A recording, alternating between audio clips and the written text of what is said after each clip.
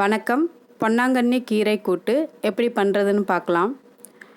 ஒரு மிக்ஸி ஜாரில் 2 மிளகாய், அரை ஸ்பூன் ஜீரகம், ஒரு 2லேருந்து 3 பீஸ் தேங்காய் எடுத்துக்கிட்டு அதை தோல் நீக்கி பொடியாக கட் பண்ணி சேர்த்துருக்கேன்.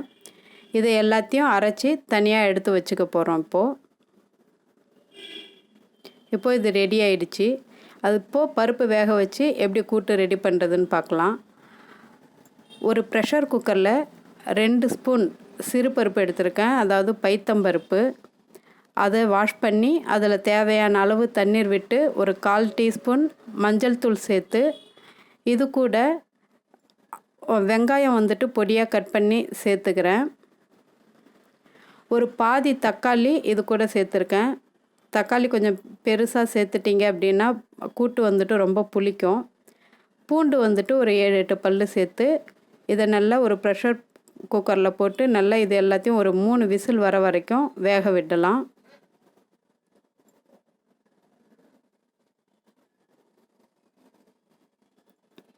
இப்போது பருப்பு நல்லா வெந்துடுச்சு.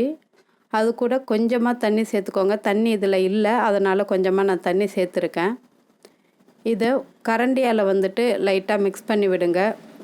குழையிற மாதிரி கொஞ்சம் பண்ணுங்கள். அப்படி இல்லைன்னா சும்மா அப்படியே மிக்ஸ் பண்ணி விட்டுட்டு ஒரு கொதி வரட்டும். கொஞ்சம் கொதி வந்ததும் தண்ணி சூடாகணும், அதுக்காக தான் கொதி வரட்டும்னு சொன்னேன்.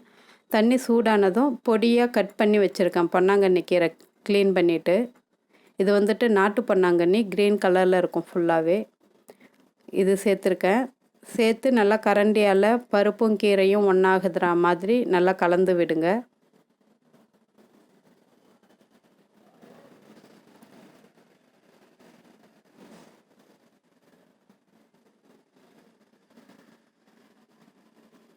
இப்போது கீரை ஒரு 2 நிமிஷம் நல்லா கலந்த பிறகு ஒரு 2 நிமிஷம் வேகட்டும். அதுக்கு பிறகு உப்பு சேர்த்துக்கலாம். இப்போ நல்லா இது வெந்து வந்துருச்சு. இப்போது கூட்டுக்கு தேவையான அளவு மட்டும் உப்பு சேர்த்துக்கிறேன். திரும்ப ஒரு தடவை மிக்ஸ் பண்ணி விடுங்க, உப்பு எல்லா இடத்துலையும் கலக்கிற மாதிரி.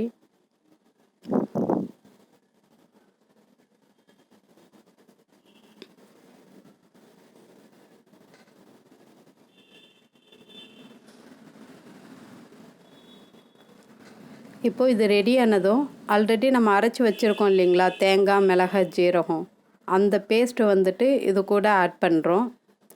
ஆட் பண்ணிவிட்டு நல்லா கலந்து விடுங்க. அந்த கீரையோட இந்த தேங்காய் பேஸ்ட்டு எல்லாமே சேர்த்து நல்லா கலக்கணும். தேவைப்பட்டால் கொஞ்சமாக, ரொம்ப கொஞ்சம் திக்காக இருந்துச்சுன்னா கொஞ்சமாக தண்ணி சேர்த்துக்கோங்க.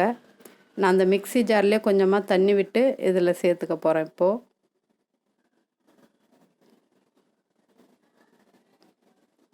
இப்போ அந்த ஒரு கொதி வந்ததும் எடுத்து தாளிக்க வேண்டியதுதான். இந்த மாதிரி இருந்தால் தான் ஒரு கொதி வந்த பிறகு அது கீரையோட அந்த கூட்டு கன்சிஸ்டன்சி நல்லா வரும். அந்த ஊற்றுற மாதிரி கொஞ்சம் நல்லா இருக்கும். இல்லாட்டினா அப்படியே கொஞ்சம் நம்ம செஞ்சு முடித்த கொஞ்ச நேரத்துலேயே அது அப்படியே கெட்டியாக ரொம்ப திக்காயிடும். இப்போது இது ரெடி ஆயிடுச்சு. எப்படி தாளிக்கிறது அப்படின்னு சொல்லி பார்க்கலாம். ஒரு சின்ன குழிக்கரண்டியில் என்ன பண்ணியிருக்கேன்னா 1 டேபிள் ஸ்பூன் எண்ணெய் சூடு பண்ணுறேன். எண்ணெய் சூடானதும் ஒரு 1/2 டீஸ்பூன் கடுகு எடுத்துக்கிறேன். கொஞ்சமாக உளுத்தம்பருப்பு சேர்க்குறேன். அது கூட மிளகாய் 1-2 தேவைப்பட்டால் உடச்சி சேர்த்துக்கோங்க. இதில் இப்போது மிளகாய் எல்லாமே நல்லா பொரிஞ்சிடுச்சு. அடுப்பை ஆஃப் பண்ணிடலாம். அடுப்பை ஆஃப் பண்ணிவிட்டு ஒரு கொத்து கருவேப்பிலை சேர்த்துக்கிறேன். இதை அப்படியே எடுத்து கூட்டு மேலே ஊற்றிட வேண்டியது தான் இந்த தாளித்த பொருளை. இப்போது பார்த்திங்கன்னா தெரியும், கீரை கூட்டு பக்காவாக ரெடி ஆகிடுச்சு. இது சாதத்துக்கு கூட டைரெக்டாக பிசைஞ்சு சாப்பிட்லாம், ரொம்ப நல்லாயிருக்கும். இல்லை எதுனா காரக்குழம்பு, சாம்பார் எதுக்கு வேணாலும் வச்சு சாப்பிட்லாம். நல்ல சைட் டிஷ்ஷு, ரொம்ப ஹெல்த்தியான கூட்டும் கூட. இந்த வீடியோஸ் உங்களுக்கு பிடிச்சிருந்ததுன்னா லைக் பண்ணுங்கள், ஷேர் பண்ணுங்கள், கமெண்ட் பண்ணுங்கள். நன்றி.